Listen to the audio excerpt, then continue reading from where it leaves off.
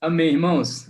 Muito bom estar com vocês. E queria já começar lendo uma escritura que fica lá em Mateus. O Você Paulo vai vai colocar para a gente compartilhar? Você Mateus vai 9. compartilhar aí ou Não, não terminar? vou não, cara. Vou Tá bom. deixar... Amém. Não quis me aventurar, não. Obrigado, Paulo. É mais seguro deixar nas tuas mãos. Irmãos, lá em Mateus 9, do 35 até o 38, diz assim: Jesus ia passando por todas as cidades e povoados, ensinando nas sinagogas, pregando as boas novas do reino e curando todas as enfermidades e doenças. Ao ver as multidões, teve compaixão delas, porque estavam aflitas e desamparadas como ovelhas sem pastor. Então disse aos seus discípulos: a colheita é grande, mas os trabalhadores são poucos. Peçam, pois, ao Senhor da colheita que envie trabalhadores para a sua colheita. A gente pode voltar lá no versículo 35, 36. Obrigado, Paulo. Hoje a nossa aula, o nome dela é Enxergando como Jesus. E eu quero focar aqui a nossa aula nesses quatro versículos que a gente acabou de ler. O primeiro é pensar, se a gente quer enxergar como Jesus, a gente precisa de uma coisa. Então, dividir em dois pontos. O primeiro é uma visão além das aparências. Aí no versículos 35 e 36, primeiro aí no comecinho do 35, a gente vê que Jesus estava na caminhada, ele estava caminhando na sua caminhada missionária. Até esse momento aí de Mateus 9, Jesus já tinha feito muita coisa. Ele já tinha, por exemplo, pregado no Sermão do Monte. Capítulo 5 a 7 de Mateus fala bem disso. Ele já havia, nessa caminhada, chamado seus discípulos e já tinha o seu time montado.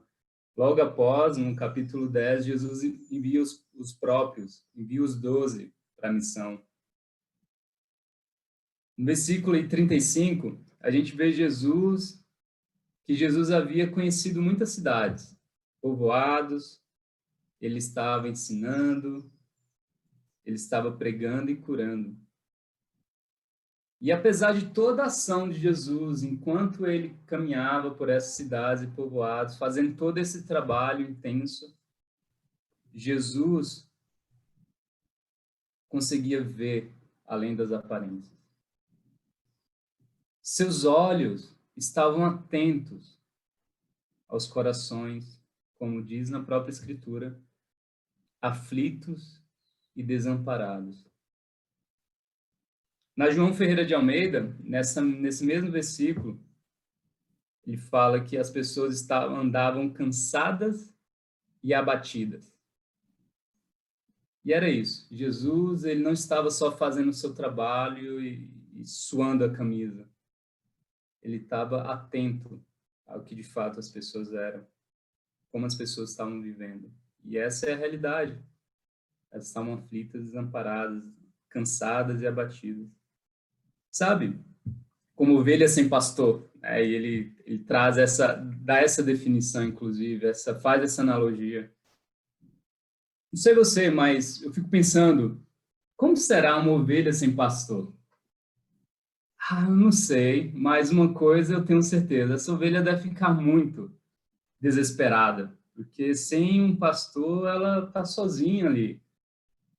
Talvez, dependendo de como a gente vê, né, a gente pode até olhar uma ovelhinha bonitinha no meio do mato, de um campo aberto e falar, uau, essa ovelhinha deve estar bem feliz, porque ela tem todo esse pasto aqui, essa natureza para curtir, e nenhum pastor chato, talvez guiando ela e tocando ela para ser como as outras e tudo mais. Mas, por dentro, essa ovelha pode estar desesperada e aflita, porque a qualquer momento ela pode virar comida de lobo. O pastor, para um rebanho, eu não tenho dúvida de que representa segurança. Uma verdadeira liberdade, inclusive, para o próprio rebanho. porque ele está protegido e, assim, pode curtir a sua vida como ovelha sem medo. Talvez alguns aqui conheçam, né, a pirâmide de Maslow, né, uma pirâmide que traz assim, quais as necessidades que precisam ser alcançadas para que o homem consiga, inclusive, trabalhar. E a segurança é uma das bases dessa pirâmide. E eu não tenho dúvida de que é exatamente assim que uma ovelha, nesse contexto que Jesus está trazendo, ela não vai conseguir ser ovelha de forma profunda e como ela deve ser, porque ela está desprotegida sem pastor. E é isso que Jesus traz nessa visão.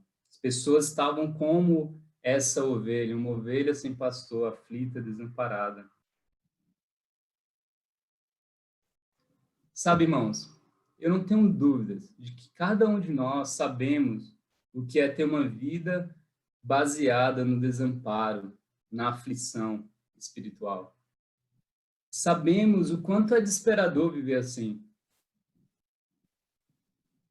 Também não tenho dúvida de que, de vez em quando, mesmo como discípulos, como cristãos, a gente lembra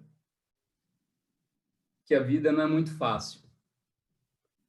A vida cristã mesmo, ela reserva alguns momentos desafiantes para nós, sem o qual a gente recorrer logo para ouvir a voz do pastor que clama diariamente, estaremos perdidos. E graças a Deus, mesmo nos momentos desafiantes, a gente pode olhar para o lado e ver que não estamos sozinhos e que a gente consegue, juntos, seguirmos o nosso pastor. Mas lembre-se, queria chamar a sua atenção para isso. Quantas pessoas à nossa volta nem sequer conseguem ouvir a voz, nem sequer conseguem ouvir o chamado de Cristo. Pensem no desespero interno que essas pessoas podem estar vivendo. Por exemplo, eu fico imaginando hoje com a revolução das redes sociais, a vida digital, que é quase como uma vida, é quase como uma Matrix. O quanto nós, hoje, como sociedade, nos tornamos ainda mais míopes com relação a como, de fato, as pessoas estão vivendo e sentindo. Tudo hoje parece tão perfeito, né? Deixa eu pegar uma rede social, dar uma olhadinha no Instagram, por exemplo, só sorrisos, fotos bonitas. Parece que nada abala mais ninguém, mas isso não é verdade. Hoje, ainda mais as pessoas vivem de aparências, a gente precisa estar atento a isso. Precisamos ter uma visão além das aparências. À medida com que a gente caminha, trabalha, vive, precisamos, irmãos, nos importar com a vida das pessoas à nossa volta, tal como Jesus se importava. Por isso eu queria te encorajar nesse primeiro ponto. Olhe para dentro da igreja. Olhe para fora da igreja. E tome a decisão de não ser superficial em seus relacionamentos. Abra seu coração. Deixe espaço para as pessoas abrirem o coração delas também para você. E eu não tenho dúvidas de que essa é a maneira que fará com que eu e você consigamos alcançar uma visão além das aparências. O mundo à nossa volta precisa de uma igreja que veja sua dor como Jesus via. O mundo à nossa volta precisa de uma igreja que não se conforma com uma vida de aparência. O mundo à nossa volta precisa experimentar o que é ter relacionamentos profundos, saudáveis e que vão nos levar para perto de Deus. Então, esse é o primeiro ponto que eu queria trazer para cada um de nós. Enxerguemos além das aparências. Trabalhe, viva, faça o que Deus tem te chamado para fazer aqui nessa terra, mas busque sempre usar os óculos de Cristo. Eu vejo como isso, sabe? Eu não uso óculos hoje, eu sei que muitos usam, Mas eu não tenho dúvida, eu já vi queixas de vários, só, cara, eu não consigo ler, eu estou sem meus óculos, né? Então, é mais ou menos assim que eu e você precisamos. A cada dia, enquanto formos sair, trabalhar, em casa, onde quer que a gente esteja, a gente precisa lembrar de usar os óculos de Cristo, para que as coisas não sejam vistas de forma míope, mas sejam vistas como Jesus veria. Então é isso. Enxergue além das aparências. O segundo ponto que eu quero trazer é: tenha a intenção de salvar. Lá nos versículos 37 e 38, você pode colocar aí, Paulão, para a gente? Obrigado. Então disse aos seus discípulos: a colheita é grande, mas os trabalhadores são poucos. Peçam, pois, ao Senhor da colheita que envie trabalhadores para a sua colheita. Colheita grande, mas poucos trabalhadores. Jesus claramente usa essa analogia aqui para demonstrar para os discípulos que não fazia muito sentido você pensar numa colheita, tamanha colheita, grande daquele jeito, sem pedir a ajuda do Senhor daquela colheita para mais trabalhadores. Jesus, ele chamou a atenção dos discípulos a pedirem, a ter intenção profunda para mais trabalho, porque fazia muito sentido, né, pensar nessa analogia na colheita real ali.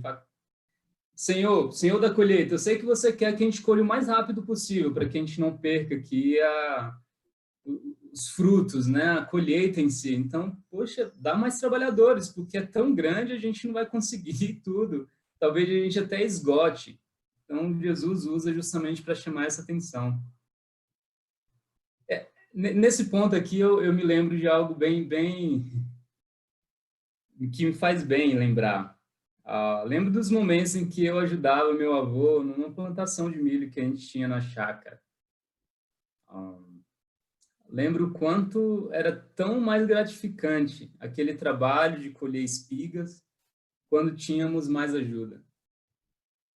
Lembro o quanto a gente fazia aquele trabalho mais animado, sorrindo, brincando lá com os cabelinhos das espigas. Pareciam bonecos até. Lembro o quanto a gente curtia aquilo, o quanto a gente dividia aquelas tarefas, quanto um colhia, outro empurrava o carrinho, daqui a pouco a gente estava descascando milho, limpando. Lembro o quanto estarmos juntos ali ajudava a gente a ficar muito atento, né? Porque a gente estava no meio do mato, um ataque de cobra poderia acontecer. Então, se algum de nós fosse surpreendido com algum ataque de cobra, por exemplo, estaríamos ali prontos para agir. Graças a Deus isso nunca aconteceu, mas estávamos ali.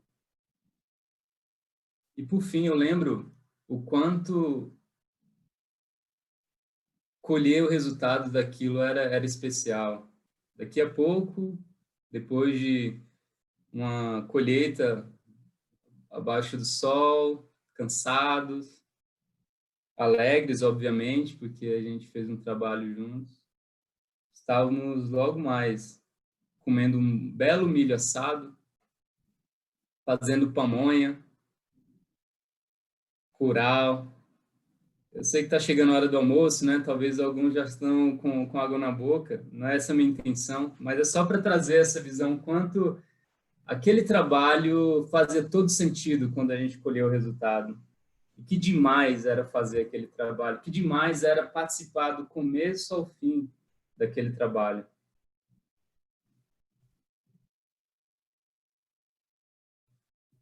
Como você está vendo a colheita que está diante de você hoje? Essa colheita aqui que Jesus nos chama. Você está vendo como se fosse uma colheita, sei lá, de espinhos? Algo que você só pensa em querer fugir quando se depara? Ou você está vendo como uma colheita de doces frutos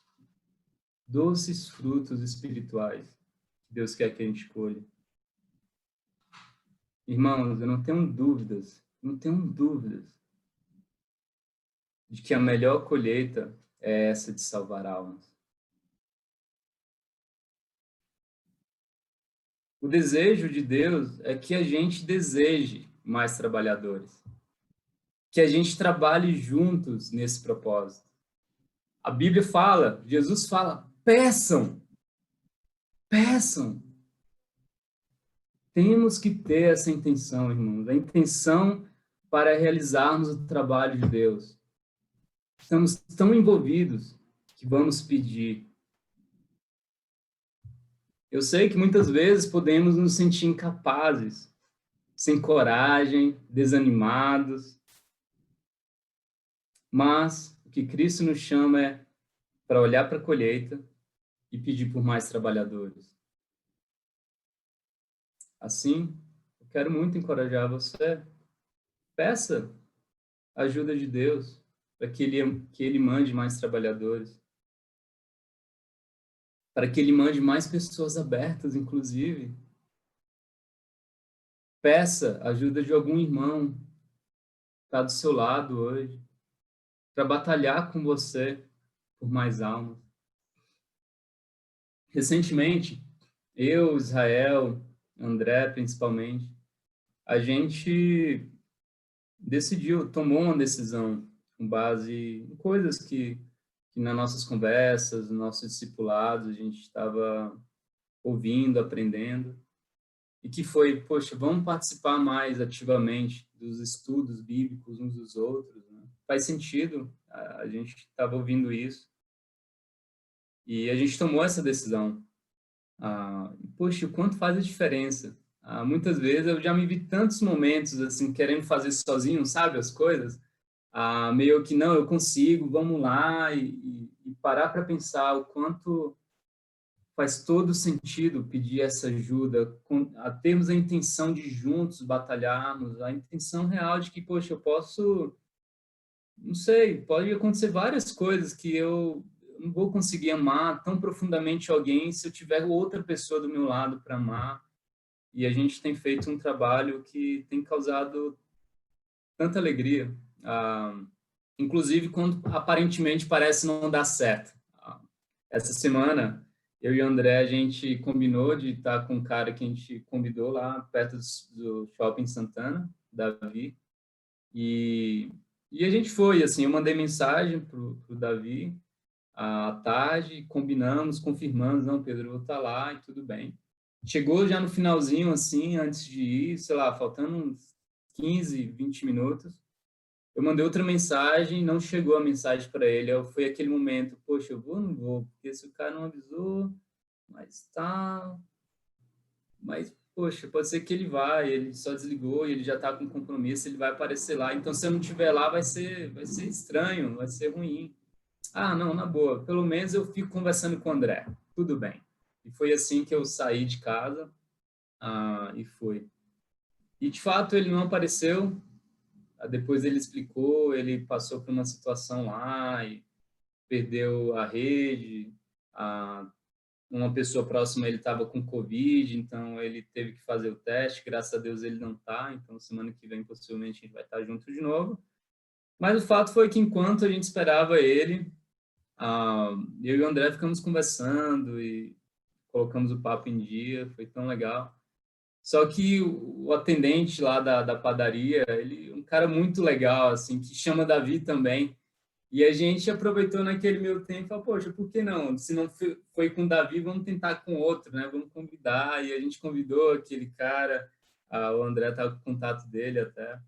Mas o quanto foi especial, irmãos, assim, saber que estávamos ali com uma intenção real, uma intenção de salvar, e que não foi algo do tipo, pô, que pena, né? Não veio, vamos embora, valeu, André. Não, continuamos com a intenção. E Deus nos deu essa visão de poder aproveitar aquele momento para estender esse convite tão maravilhoso que é de conhecer a Cristo. Sabe o que tem por trás desse chamado de Jesus, de pedir por mais trabalhadores? É que nós só pediremos, só conseguiremos mais trabalhadores se estivermos juntos no trabalho. Se eu estiver longe, sentado, vendo os outros trabalharem, honestamente eu não vou me importar por mais trabalhadores, não. Mas se eu estou trabalhando, se eu estou buscando, se eu estou junto no trabalho, eu vou querer mais trabalhadores. E essa é a lógica do Evangelho, irmãos. Essa é a lógica que está lá atrás, está por trás de Mateus 28, quando Jesus fala: vão a todos os povos e façam discípulos, batizando-os em nome do Pai, do Filho e do Espírito Santo, e ensinando-os a obedecer a tudo que eu lhes ordenei. E eu estarei com vocês até o fim dos tempos. Sabe qual é a lógica por trás disso? A visão de Deus é que eu e você participemos ativamente da salvação das pessoas, em cada salvação. Deus, ele quer que eu e você, à medida com que trabalhamos, sejamos transformados à imagem de Cristo. Deus deseja, irmãos, que nós sintamos a alegria e o prazer que é ver pessoas e mais pessoas sendo transformadas. A gente sabe, a gente é uma prova disso, a gente sabe a alegria que é olhar para a nossa vida que ficou no passado, estava nas trevas e que agora está na luz. O peso que sai das nossas costas quando a gente diz sim para Jesus. E é isso que Deus quer que a gente sinta. Ele quer que a gente sinta essa felicidade. Por isso ele chama nós, como Mateus 28. Por isso que Jesus aqui, nesse contexto de Mateus, está falando: peçam por trabalhadores, tenham a intenção real de mais trabalhadores. Deus quer que nossos relacionamentos, irmãos, esse relacionamento que temos vivido, que é intenso, que é maravilhoso, fale alto, fale muito alto, tão alto que o nosso mundo surdo consiga ouvir, para que os aflitos e os desamparados, os cansados e os abatidos, todos sejam alcançados. Irmãos, não deixem de alimentar a intenção de salvar no seu coração. Vamos enxergar como Cristo. Essa é a visão. Essa é a maneira de enxergar como Cristo. Por fim, eu queria ler um salmo com vocês, Salmo 126. Tem tudo a ver com o que a gente está falando. Obrigado, Paulo. Eu falei, Neito, já pulou para o 3, já? Legal. A gente vai ler o salmo todo, é um salmo pequenininho, né? Mas diz assim, Salmo 126. Quando o Senhor trouxe os cativos de volta a Sião, foi como um sonho. Então, a nossa boca encheu-se de riso e a nossa língua de cânticos de alegria. Até nas outras nações se dizia: o Senhor fez coisas grandiosas por este povo. Sim, coisas grandiosas fez o Senhor por nós. Por isso estamos alegres. Senhor, restaura-nos, assim como enches o leito dos ribeiros no deserto. Aqueles que semeiam com lágrimas, com cânticos de alegria colherão. Aquele que sai chorando enquanto lança semente, voltará com cantos de alegria, trazendo seus feixes. A colheita é grande. Somos poucos trabalhadores. Mas vamos pedir. Não cansemos de pedir. Sei que muitas vezes faremos isso como o Salmo fala, com lágrimas, com suor. Aquele que está chorando enquanto lança semente voltará com cânticos de alegria trazendo seus feixes. Eu sei, muitas vezes é assim que a gente vai para a ação. Mas iremos colher almas com alegria. Essa alegria Deus quer continuar dividindo conosco. Sejamos uma igreja que enxerga como Cristo, que vê além das aparências e que tem uma verdadeira intenção de salvar. Esse é o meu desejo para mim, para você, para cada um de nós como igreja. Esse é o meu desejo, que a cada pessoa que Deus nos trouxer mais trabalhadores, que cada uma dessas pessoas também tenha.